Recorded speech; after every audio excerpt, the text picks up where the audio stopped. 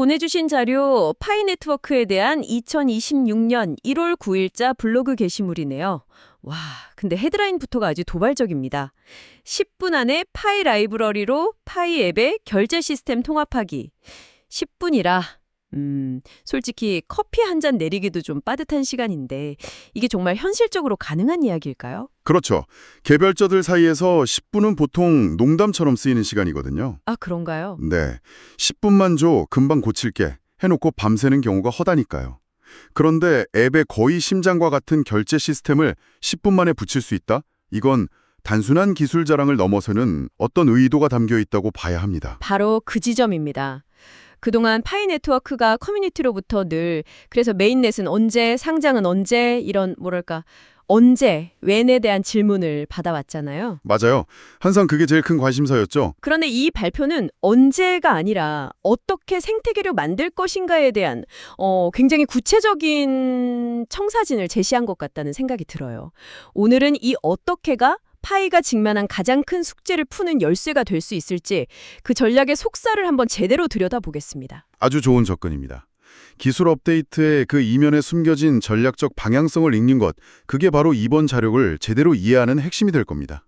10분이라는 숫자가 단순한 마케팅 문구를 넘어서 파이 생태계의 패러다임을 바꾸려는 야심찬 선언일 수 있거든요. 좋습니다.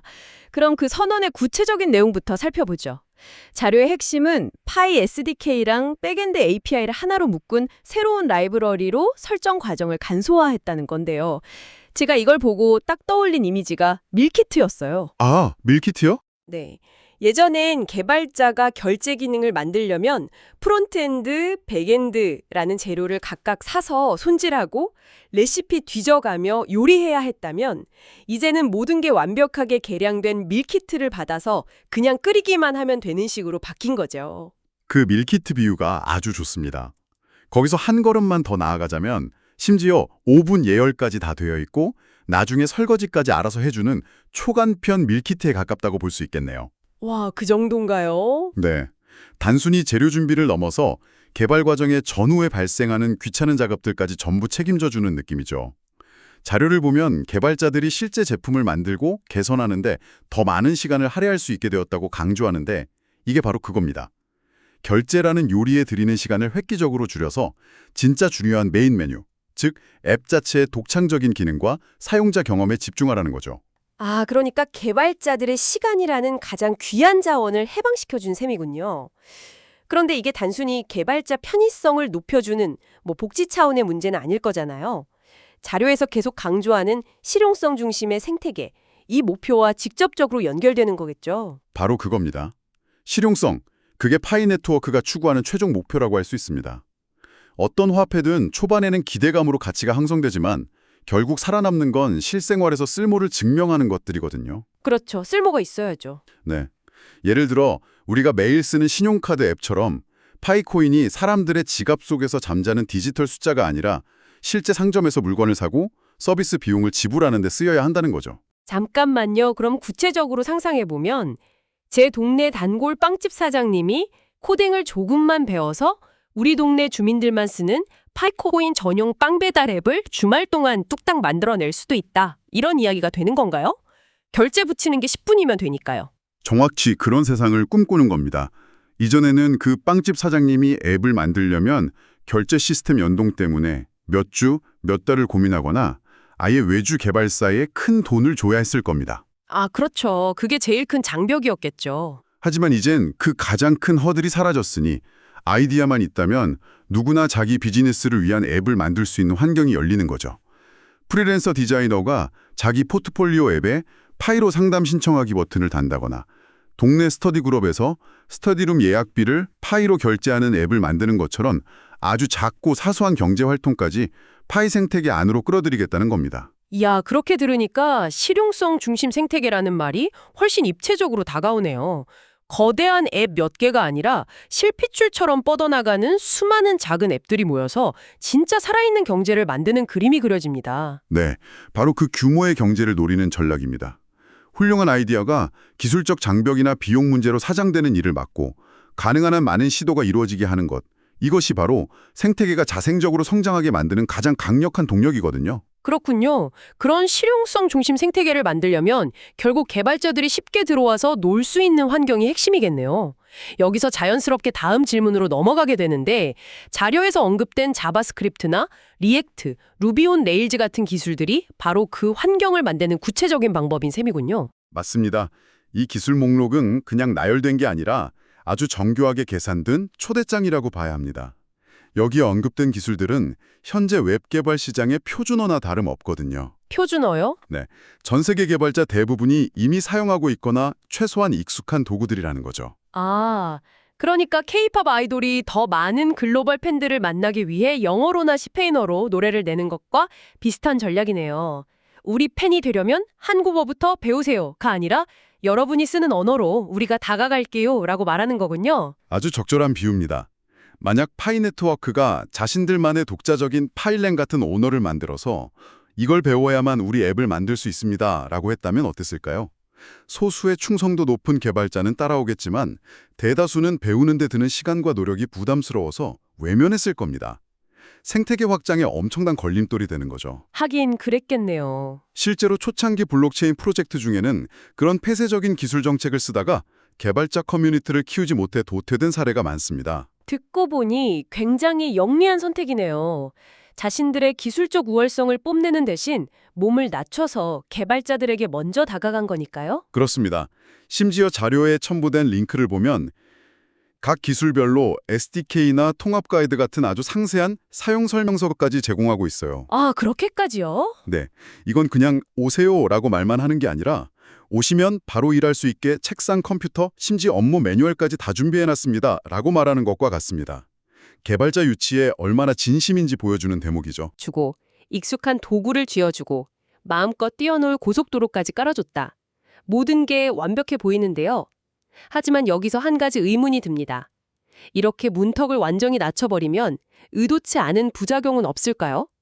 예를 들어 품질이 낮은 앱이나 심지어 사기를 목적으로 한 앱들이 무분별하게 쏟아져 나와서 생태계 전체에 물을 흐리는 상황이 벌어질 수도 있잖아요. 아주 날카롭고 중요한 지적입니다. 그건 파이 네트워크가 앞으로 반드시 해결해야 할 숙제이자 이 전략이 가진 명백한 리스크입니다. 양적 팽창에만 집중하다가 질적 저하를 겪을 위험은 분명히 존재하죠. 이건 일종의 계산된 도박이라고 볼 수 있습니다. 계산된 도박이요? 네. 파이 네트워크는 일단 수만 개의 앱이 만들어지는 양적 폭발이 일어나야 그중에서 몇 개의 진주 같은 앱이 나올 수 있다고 판단하는 겁니다. 모래가 많아야 진주를 찾을 확률도 높아지는 것처럼요. 아, 일단 양으로 승부한다. 그렇죠. 초기에는 다소 혼란스럽고 미숙한 앱들이 많겠지만 그 과정에서 사용자들의 피드백과 시장의 경쟁을 통해 자연스럽게 옥석이 가려질 거라고 믿는 거죠.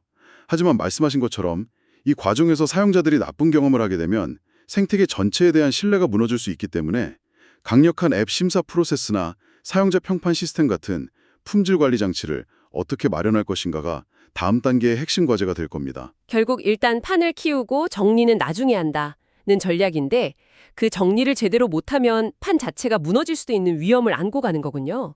흥미롭네요. 그럼 이 개발자 모시기 전략을 다른 블록체인 프로젝트들과 비교해보면 어떤가요?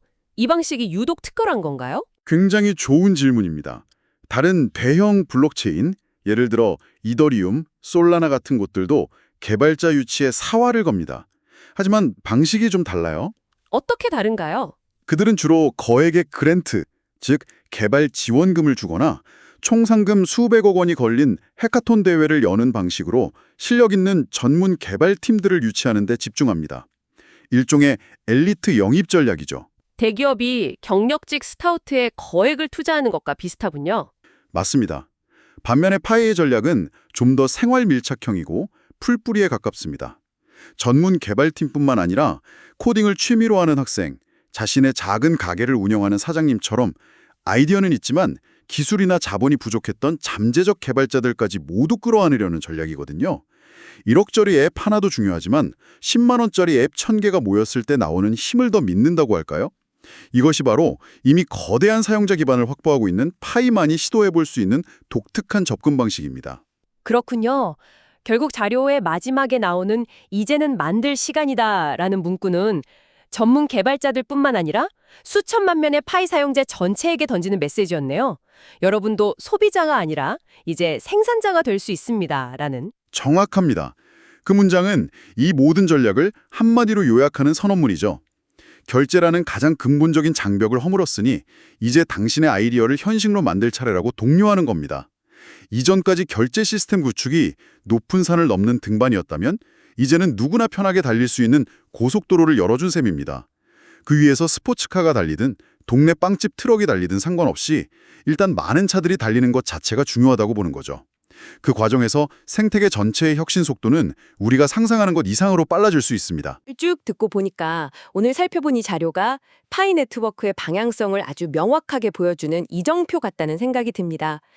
10분이라는 파격적인 시간 단축을 미끼로 결제 시스템의 문턱을 없애버리고 이를 통해 수많은 개발자들이 실용적인 앱을 만들게 유도해서 궁극적으로는 누구도 따라올 수 없는 실용성 중심의 생태계라는 성을 쌓겠다는 거대한 계획이었네요. 네, 기술 발표의 형태를 띠고 있지만 그 본질은 매우 정교하게 설계된 생태계 확장 전략입니다.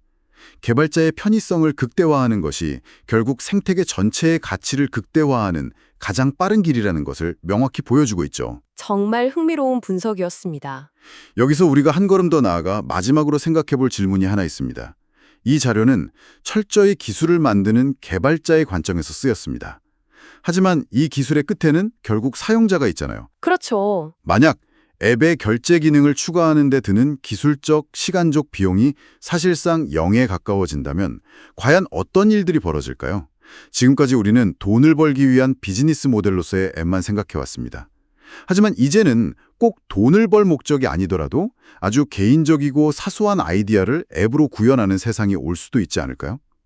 예를 들어 우리 가족만 쓰는 주말농장 작물 교환 앱이나 친구들끼리만 사용하는 저녁 내기 전용 결제 앱처럼요. 기술의 장벽이 사라졌을 때 개발자가 아닌 최종 사용자인 당신의 일상에 이 변화가 어떤 새로운 가치와 재미를 가져다 줄 수 있을지 상상해보는 것, 그것이야말로 이 기술이 가진 진정한 잠재력을 엿보는 일이 아닐까 싶습니다.